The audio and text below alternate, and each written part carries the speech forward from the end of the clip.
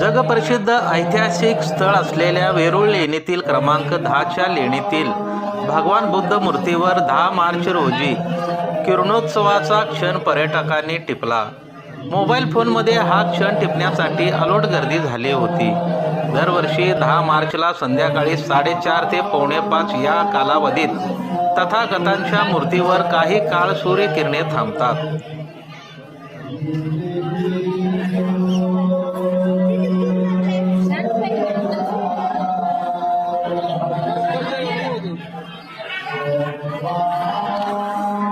बरोबर क्रॉस होऊन बसायला